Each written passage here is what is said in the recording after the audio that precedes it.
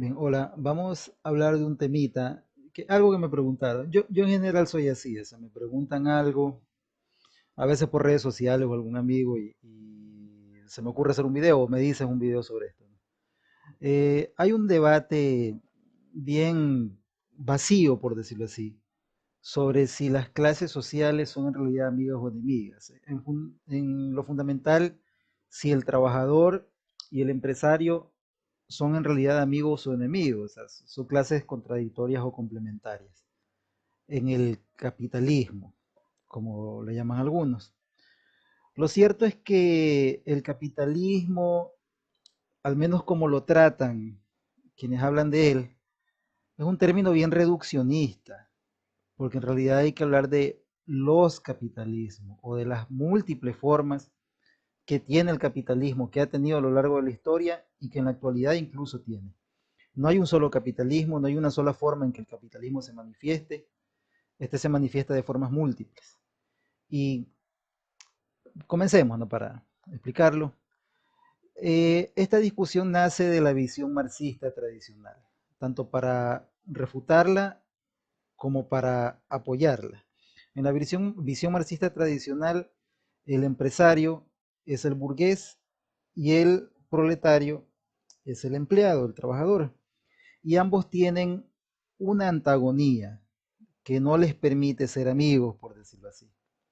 Y esta antagonía es, en general, o sea, la más visible muestra de esta antagonía, que en realidad tiene varios aspectos, es el salario. ¿Por qué? Porque el capitalista quiere pagar lo menos posible y el trabajador quiere ganar lo más posible. Esa contradicción de clase, como le llama Carlos Marx, es la base, el fundamento de la lucha de clases, como le llamó Marx. Que no es Marx el dueño de este término ni de esta idea, por si acaso. Hay pensadores anteriores, Simón de Simondí, si es que se pronuncia así. Él es quien en realidad acuña este concepto de la lucha de clases entre el proletario, y si mal no recuerdo es también quien acuña el término proletario, entre el proletario y el burgués. No es Carlos Marx. Carlos Marx profundiza estas ideas y las toma para sí y son conocidas gracias a él y por eso se las atribuyen a Marx, pero no son originales de él. Bueno, sí, esto es verdad, sin duda, existe. Si usted observaba el siglo XIX, la época que vivió Marx, era indudable, o sea, había una explotación laboral inmensa, brutal, hacia los trabajadores, les pagaban una miseria. Trabajaban niños, 12 horas diarias, sin duda eso existía. No hay ninguna manera de negarle a Marx la veracidad de esa afirmación. Pero el capitalismo fue cambiando y se fue diversificando además a lo largo de los años. Entonces yo diría que al menos para mirar el mundo actual, una versión más precisa del temita de la lucha de clases la tienen los teóricos latinoamericanos, los estudiosos de la relación centro-periferia. Verán, el capitalismo tiene múltiples caras, pero lo podemos dividir en centros y periferias como dialéctica fundamental. Es distinto el capitalismo del centro, es distinto el de la periferia. Y hay también una nueva categoría, las semiperiferias.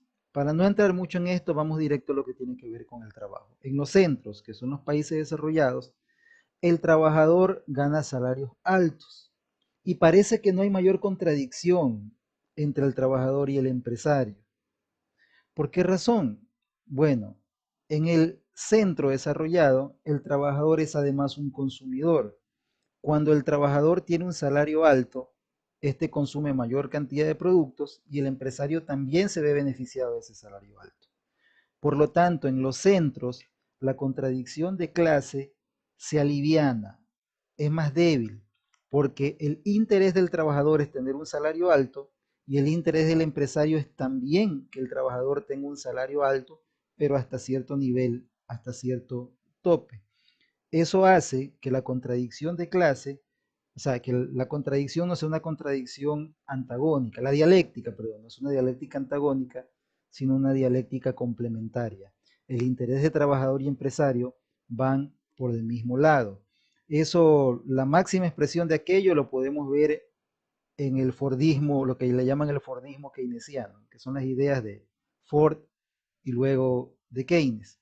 Ford le elevó el salario a sus trabajadores cuando él era productor de automóviles para obligar al resto de patrones del país a la elevación salarial que haga que los trabajadores puedan consumir sus automóviles.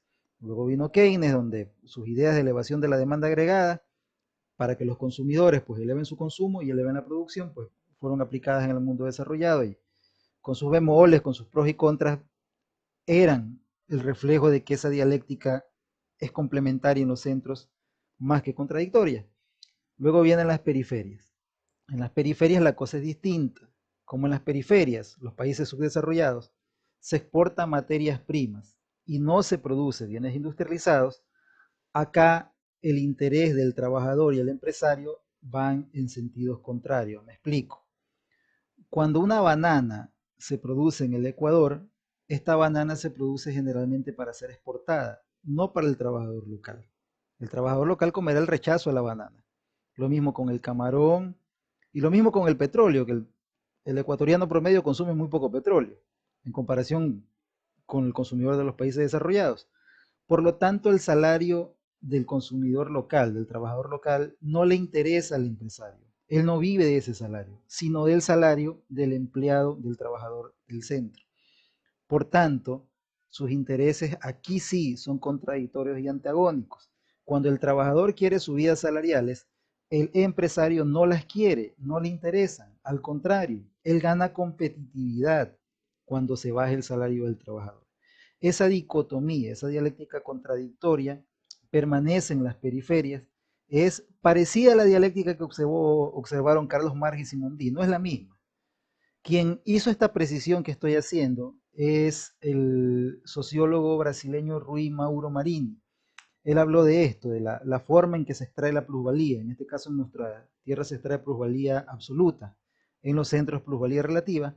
Esa diferencia hace que los salarios en las periferias sean bajos. Aquí sí podríamos decir que las contradicciones de clase entre trabajador y empresario son antagónicas, por eso el nivel de conflictividad es mayor. También existe el capitalismo semiperiférico, la semiperiferia, como Brasil, por ejemplo, como China, como la India, donde hay actividades industriales de muy elevado grado, muy elevado nivel, pero no son países desarrollados. China se está convirtiendo en un país desarrollado, aceleradamente sin duda, ya prácticamente lo es, pero no India, no Brasil. Allí es distinto, es una categoría especial. Allí la extracción de plusvalía relativa es muy grande. Allí aparece la mano de obra barata. Cuando las economías del centro, el empresario del centro ya ha acumulado lo suficiente para poder exportar capitales, ya le pesan los salarios altos de su país, ¿no? Por ejemplo, los empresarios alemanes que trasladan plantas productoras de motos BMW a China o a la India, por ejemplo. ¿Cuál es la razón? Buscar mano de obra barata, buscar oportunidades de ese tipo.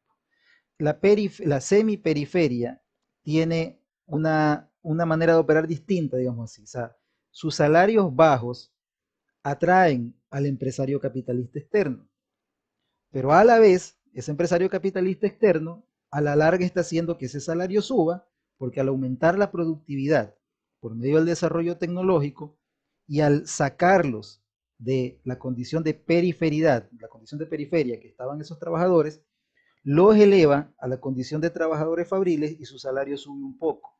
Por lo tanto, en ese caso, las contradicciones de clase son más livianas, aunque también hay antagonía, hay sobreexplotación. En general tienen regímenes autoritarios las semiperiferias, India, Irán, la misma China, aunque menos, aunque por supuesto menos, pero Indonesia, en general las semiperiferias tienen este tipo de regímenes. Por esa razón, aparte de efectos económicos, esto tiene efectos sociales. Los gobiernos no centros, o sea, periferias y semiperiferias, tienden a ser más despóticos, más represivos, porque sus poblaciones van a estar más descontentas. Entonces, eso, entonces, para hablarlo con ciencia, ¿no? Para hablarlo con hacer la diferencia entre una cosa y otra, en los centros, ya para concluir, ¿no? En los centros la dicotomía, la dialéctica contradictoria, la contradicción, el conflicto de clases es menor. Ahí sí podemos decir que son amigos, trabajador y empresario, aunque no siempre, como se está viendo en los últimos tiempos.